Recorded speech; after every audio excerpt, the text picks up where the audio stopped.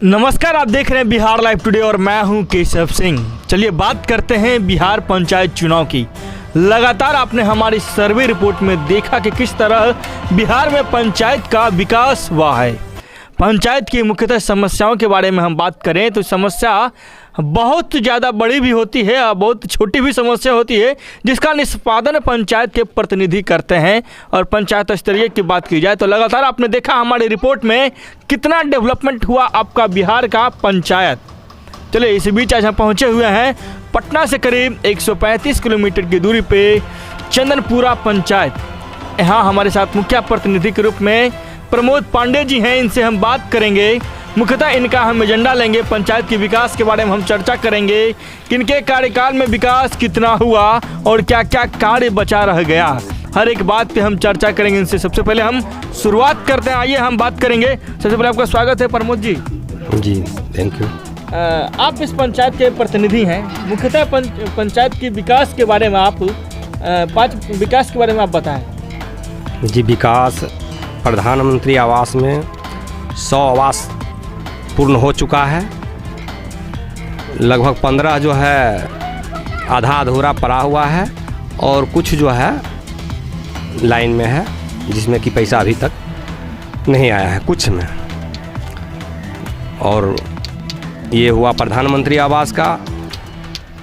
नाला लगभग 20,000 फीट 7 निश्चय से, कुछ मनरेगा से, जो पंचायत का मूलभूत जो समस्या था नाला का, वो हम लगभग पंचायत की एक समस्या होती है नाला की, बहुत बड़ी समस्या है ये। इसके अगर आपने पूरा 20,000 स्क्वायर फीट आपने कार्य जी 20,000 स्क्वायर फीट। इससे कितना फ़ायदा हुआ लोगों को? पूरे पंचायत में सर फ़ायदा हुआ है। पूरे पंचायत में जितना भी मैंने लगभग 8-8,500 हज़ार पंचायत का जनता है, सबको इससे मैंने लाभ मिला है। हर जगह का पानी का निकास हुआ है। जी अगला कार्य नल जल की बात करते हैं। नल जल योजना की क्योंकि मुख्यमंत्री नीतीश कुमार जी का ये ड्रीम प्रोजेक्ट। नल जल में मेरा पंचायत में 14 वार्ड है, जिसमें कि 13 वार्ड पीएचडी में है और वह भी 2-3 वार्ड में पानी चालू है और लगभग 11 जो है कहीं मैंने काम प्रगति पर है, जिसमें कि कहीं मोटर जला हुआ है तो कहीं टावर बन रहा है, कहीं टंकी बैठ चुका है। उम्मीद है चुनाव से पहले सब कंप्लीट हो जाएगा? हाँ, उम्मीद 90% है कि उम्मीद है कि मैंने वो चुनाव से पहले सब चालू हो जाएगा। अच्छा, आप मनरेगा के तहत कितना कार्य करवाए अपने पंचायत में? मनरेगा के तहत बहुत कम काम हम करवाए हैं। लगभग वही मैंने मान के चलिए तो 5 साल में वही 1,000 दिवस हम किए होंगे। अच्छा प्रमोद जी, एक बात पूछना चाहेंगे। आप जब राजनीति में नहीं थे, पंचायत चुनाव की बात की जाए तो उसके बाद जब आप चुनाव जीत कर आए तो मुख्यतः क्या क्या समस्या को आपको सामना करना पड़ा?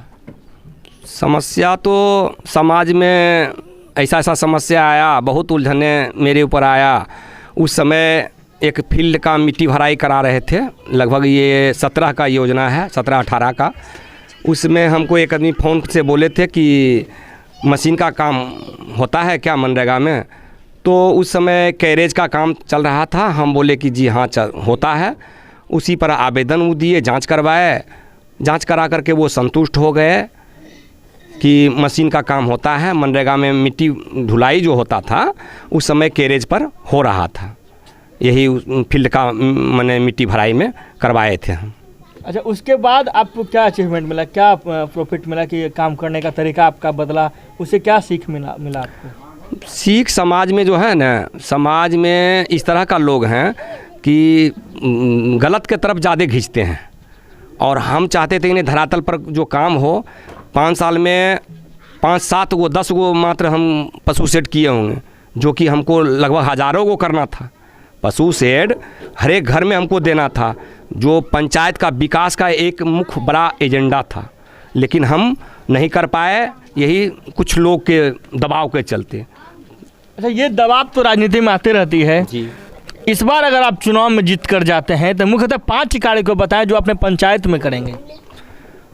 पहला कार्य जो है मेरा मेन रोड से धनौड़ी गांव को जोड़ना, मेरा पहला कार्य है जो कि अगर जीत जाते हैं इस बार, तो हम उसमें 3 महीना के अंदर जो है उस कार्य को यथासंभव प्रयास कर करके उसको पूरा करना है। दूसरा कार्य है कि लोगों को पशु शेड से पंचायत में हर एक लोगों को, जो पशुपालक हैं, जो किसान हैं, वैसे व्यक्ति को पशु शेड का लाभ हमको देना है। वैसा तीसरा काम है, कुछ जहाँ तहाँ नाला बचा हुआ है, जहाँ तहाँ रोड बचा हुआ है, उसको देना है। चौथा काम है, कुछ लोग को मिट्टी भराई करवाना है। कुछ गरीब गुरुआ का है जिसमें कि मिट्टी भराई का काम होना चाहिए था लेकिन नहीं हो सका, उसको करवाना है।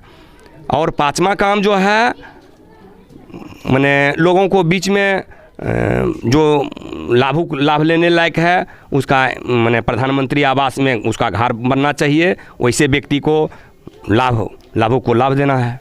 मुखिया जी, हम जब आपके क्षेत्र से जब आ रहे थे तो आपका क्षेत्र में ट्रांसपोर्टेशन की बड़ी समस्या है, गाड़ियों की आने जाने के लोगों की परेशानी है। इसके तहत क्या आप पंचायत को लोगों को कुछ अपने तरीके से कुछ करेंगे ताकि उन लोगों को फ़ायदा मिल पाए? ट्रांसपोर्टेशन का मेन मेरा जो है एक बहुत बड़ा यही एक मेरा एजेंडा है, जो कि एनएच से मेरा गांव जुड़ जाए। और हम चाहते हैं कि अगर जीत गए तो हम 3 महीना का अंदर उसको हर हालत में रोड को जोड़ेंगे, पक्कीकरण करेंगे। ये भरोसा दे रहे हैं, ये ज़मीन पर उतरेगी? नहीं, ज़मीन पर उतरेगी। 90% लोग से आप जानकारी लीजिए, हम रास्ता पर ला भी चुके हैं और 90% हम उतार के दिखा देंगे भी। अच्छा, बात करते हैं महिलाओं के विकास के लिए। आपने देखा कि आपके वर्तमान मुखिया जो है, आपके पत्नी जो है वो भी एक महिला है। मुख्यतः महिलाओं के लिए क्या आपके पास एजेंडा होगा?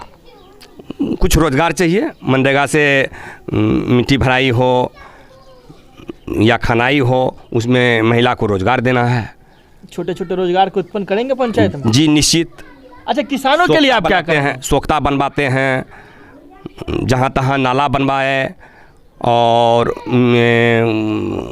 क्या बोलते हैं, पैन सफाई, आहार खनाई, उसी में महिला को रोज़गार बढ़ावा देंगे। महिलाओं की शिक्षा के लिए क्या करेंगे?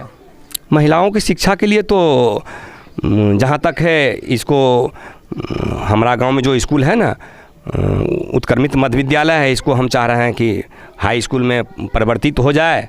हम लोगों से बात किए हैं लेकिन अभी तक हम सफल नहीं कर पाए हैं। और मेरा मैंने शिक्षा के क्षेत्र में मेरा सबसे बड़ा वही मैंने एजेंडा है। चलिए, पंचायत की किसानों की बात करेंगे अब हम। पंचायत के किसान, क्योंकि आपका जो क्षेत्र है, क्षेत्र में आधे से ज़्यादा आबादी किसानों की है, 75% हम माना जाए तो। जी। उनके लिए क्या विजन है आपके पास? उनके लिए लघु सिंचाई विभाग से जो है स्टेट ट्यूबवेल का आया था मरम्मती कराने का, लेकिन कुछ वैसे तत्व का लोग जो है वहाँ लाइन पोल तार नहीं गया हुआ था, हम उसको वहाँ मैंने गरवाने के प्रयास किए, लोग रोक दिए, जिसके चलते नहीं तो हम किसान का सबसे पहला जो था लघु सिंचाई अगर चालू हो जाता मेरे पंचायत में, तो किसान का मैंने पानी का झंझटे ख़त्म हो जाता। इस बार हर खेत को पानी दिलवाइएगा आप? एकदम यथा प्रयास करेंगे कि हर खेत को पानी देंगे। ट्रांसफार्मर हम इधर भी बिजली विभाग से बात किए हैं, हर एक बोरिंग के अलग ट्रांसफार्मर आएगा, उसका अलग कनेक्शन आएगा, और यही हम बात कर करके उसको धरातल पर ला देंगे। चलिए, मुख्यतः लास्ट क्लू पूछना चाहेंगे आपसे कि पंचायत वासियों को आखिरी संदेश क्या देना चाहेंगे, क्योंकि चुनाव नज़दीक है मुखिया जी?